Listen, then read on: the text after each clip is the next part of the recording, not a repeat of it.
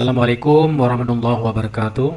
Pada video kali ini merupakan video bagian yang kedua, mengupas trik jitu menaklukkan soal silogisme CPNS 2019. Berikut ini kita lihat soalnya. Semua penipu pandai bicara dan ramah. Tuan M tidak ramah, tetapi pandai bicara.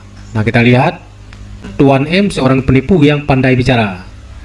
Karena seorang penipu itu harus pandai bicara dan ramah, sedangkan Tuan M tidak ramah. Berarti Tuan M ini bukan seorang penipu. Yang kedua, yang B, Tuan M seorang penipu yang tidak ramah. Nah, salah juga, dia juga bukan penipu karena dia tidak ramah. Tuan M seorang penipu yang pandai bicara dan tidak ramah. Nah, tidak memenuhi juga pernyataan yang pertama ini. Kemudian yang D, Tuan M bukan seorang penipu meskipun pandai bicara. Nah, ini benar jawabannya karena salah satu syaratnya tidak memenuhi, tidak ramah. Jadi Tuan M bukan seorang penipu meskipun pandai bicara, walaupun salah satunya adalah pandai bicara. Kita lihat kuncinya. Syarat seorang disebut penipu ada dua, yaitu pandai bicara dan ramah. Jika salah satu syarat saja tidak dipenuhi, maka orang tersebut bukanlah penipu. Maka jawabannya adalah D. Yang ini, Tuan M bukan seorang penipu meskipun pandai bicara. Soal yang kedua, bila naik kereta api harus membayar kontan atau memakai tiket abonemen. Badu naik kereta api padahal tidak membayar kontan. Kita lihat pilihannya, Badu tidak membayar untuk naik kereta api. Yang B, Badu membayar kontan untuk naik kereta api. Salah, karena Badu ini tidak membayar kontan. Yang C, Badu membayar dengan tiket abonemen. Nah, ini benar, Badu membayar dengan menggunakan tiket abonemen. Jadi dia tidak membayar kontan. Yang benar adalah C.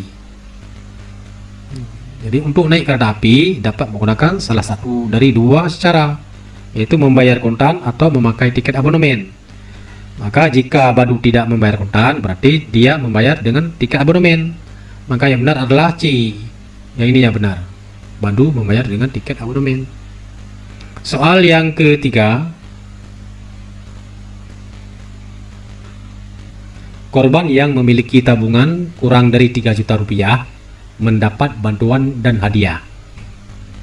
Yusuf menerima bantuan tetapi tidak menerima hadiah. Yusuf adalah korban yang tabungannya lebih dari 3 juta. Benar ini. Kalau yang B, Yusuf adalah korban yang tabungannya kurang dari 3 juta. Salah. Kalau kurang dari 3 juta, berarti dia mendapatkan kedua-duanya, bantuan dan hadiah. Sementara Yusuf hanya menerima hadiah saja. Hanya menerima bantuan, tidak menerima hadiah. Kalau C, Yusuf adalah korban yang berhak menerima hadiah. Jadi salah. Sedangkan Yusuf tidak menerima hadiah. Yusuf adalah bukan korban yang berhak menerima hadiah. Keliru juga, dia mendapatkan bantuan. Yusuf adalah korban yang tabungannya 3 juta rupiah. Salah juga, karena tidak memenuhi kedua ini. Berarti yang benar adalah seorang disebut korban yang memiliki tabungan kurang dari 3 juta rupiah ada dua, yaitu mendapatkan bantuan dan hadiah. Jika hanya menerima salah satu saja, maka dia bukanlah seorang korban yang tabungannya kurang dari 3 juta. Nah, catatannya, predikat dari premis ini adalah jumlah tabungannya, bukan korban. Jadi Yusuf tetap merupakan korban, tetapi jumlah tabungannya lebih dari 3 juta. Dia merupakan korban, namun tabungannya lebih dari 3 juta. Jadi yang benar adalah A. Soal selanjutnya, itu soal yang keempat. Bahan katun lebih baik daripada bahan nilon. Bahan yang lebih baik itu lebih tahan lama dan lebih mahal. Nah, berarti bahan katun ini lebih baik daripada nilon. Nah, kalau bahan yang lebih baik, pasti dia tahan lama dan lebih mahal. Berarti bahan katun ini dia lebih tahan lama dan lebih mahal.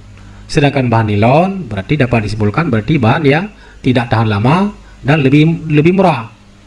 Nah, maka kita lihat pilihannya, bahan nilon lebih tahan lama dan lebih mahal. Nah, salah, Karena penyataannya bahan nilon ini ya, tidak lebih baik daripada bahan katun. Berarti bahan nilon tidak tahan lama dan lebih murah. Bahan nilon tidak lebih tahan lama, tetapi lebih mahal daripada bahan katun. Salah juga, karena dia tidak mahal, karena tidak lebih baik. Yang C-nya, bahan nilon tidak lebih tahan lama dan tidak lebih mahal daripada bahan katun.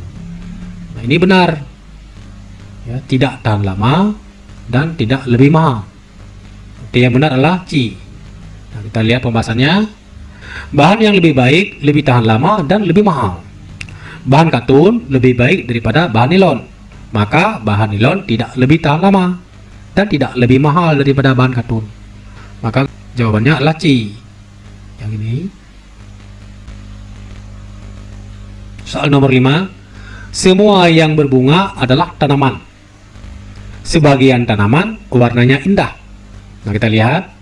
Semua yang berbunga warnanya tidak indah. Semua yang warnanya tidak indah adalah tanaman. Nah, salah. Semua tanaman adalah berbunga. Semua tanaman adalah berbunga. Tidak ada menggunakan premis yang kedua.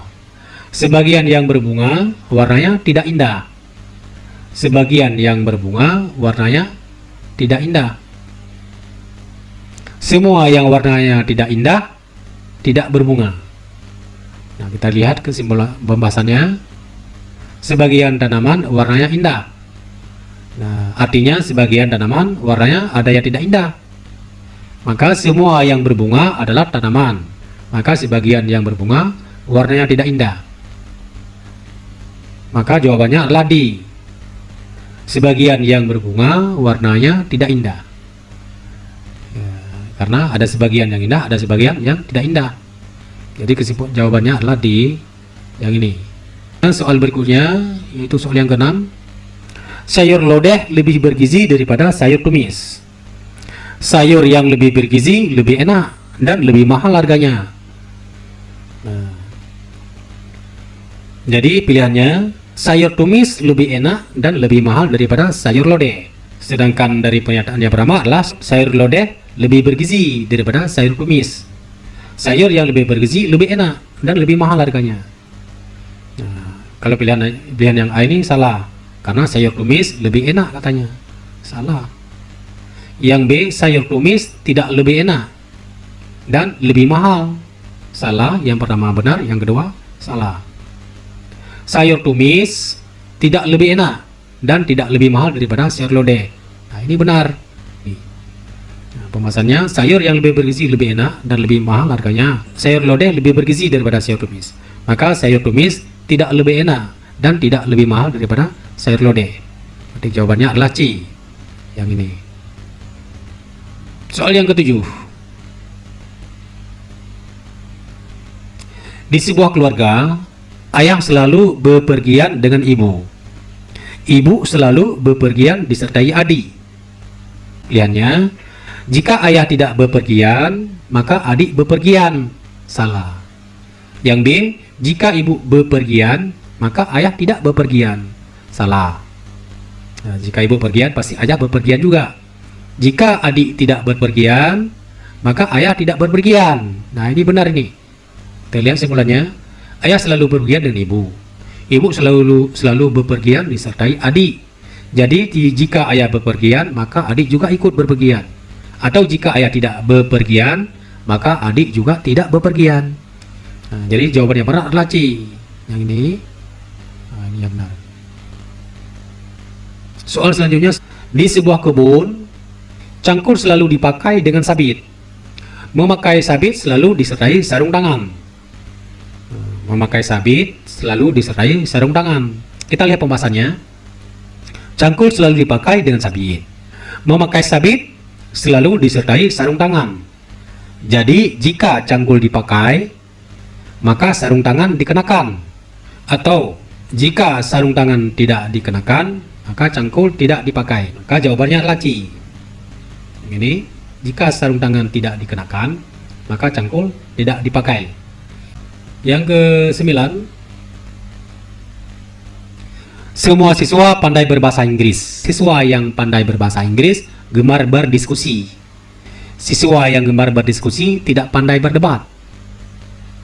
Ya, kita lihat pembahasannya langsung. Siswa yang pandai berbahasa Inggris gemar berdiskusi. Siswa yang gemar berdiskusi tidak pandai berdebat.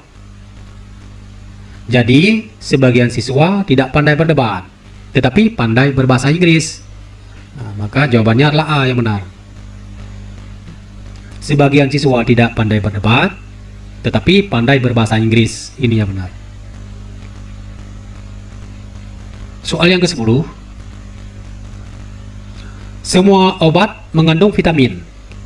Sebagian obat rasanya pahit. Kita lihat pembahasannya. Dari premis, sebagian obat rasanya pahit, dapat ditarik kesimpulan bahwa sebagian obat rasanya tidak pahit. Berarti ada sebagiannya ya rasanya tidak pahit. Karena semua obat mengandung vitamin, maka sebagian obat rasanya tidak pahit, tetapi mengandung vitamin. Nah, jawaban ini ada pada C. Sebagian obat rasanya tidak pahit, tetapi mengandung vitamin. Soal yang berikutnya, itu soal nomor 11. Semua siswa adalah anggota pramuka. Semua penghuni asrama adalah siswa. Pilihannya yang A, semua siswa adalah penghuni asrama. Yang B, semua anggota pramuka adalah penghuni asrama. C, semua penghuni asrama adalah anggota pramuka. Sebagian penghuni asrama adalah anggota pramuka. Sebagian penghuni asrama adalah bukan anggota pramuka. Kita lihat pembahasan. Sesuai dengan hukum silogisme, premis mayor adalah premis yang term penengahnya berposisi sebagai subjek. Sedangkan premis minor adalah premis yang term penengahnya berposisi sebagai predikat. Jadi kesimpulan dari kedua premis adalah semua penghuni asrama adalah anggota pramuka. Bukan semua anggota pramuka adalah penghuni asrama. Maka jawabannya adalah C. Semua penghuni asrama adalah anggota pramuka. Jadi semua penghuni asrama adalah anggota pramuka. Soal yang terakhir, soal yang nomor 12. Seseorang harus belajar untuk bertanggung jawab terhadap segala amanah yang dibebankan kepadanya. Itu premis yang pertama. Premis yang kedua, amanah yang telah dibebankan kepada seseorang harus dilaksanakan untuk menjaga kepercayaan orang lain terhadap orang itu. Premis yang ketiga, kepercayaan orang lain perlu dijaga karena kita adalah makhluk sosial yang tidak dapat hidup sendiri. Nah, ini sulit nampaknya, namun ada cara yang paling mudah untuk menjawab soal ini. Kita perhatikan ya, pernyataan yang pertama, ada kata yang diulang, yaitu seseorang harus belajar untuk bertanggung jawab terhadap segala amanah yang dibebankan kepadanya. Itu kalimat pertama. Yang kedua, amanah yang telah dibebankan. Nah, berarti kata berulang itu amanah. Maka kata-kata ini dicoret. Nah, dicoret karena ini kalimat yang sama diulang. Nah, kemudian kalimat yang ketiga ada juga yang diulang. Kepercayaan orang lain perlu dijaga. Nah, ini juga ada kata yang diulang. Kepercayaannya, ini juga diulang kepercayaannya. Maka kalimat ini juga dapat dicoret karena diulang. Maka kesimpulannya adalah ya, seseorang yang harus belajar bertanggung jawab ya, karena kita adalah makhluk sosial ya, atau makhluk yang tidak dapat hidup sendiri. Maka jawaban yang benar adalah seseorang harus bertanggung jawab karena kita adalah makhluk sosial yang tidak dapat hidup sendiri. Berarti yang cocok adalah A, yang ini. Kita belajar bertanggung jawab karena kita adalah makhluk sosial. Jadi ini yang benar. Oke, demikian ada 12 soal silogisme. Mudah-mudahan ini dapat bermanfaat. Assalamualaikum warahmatullahi wabarakatuh.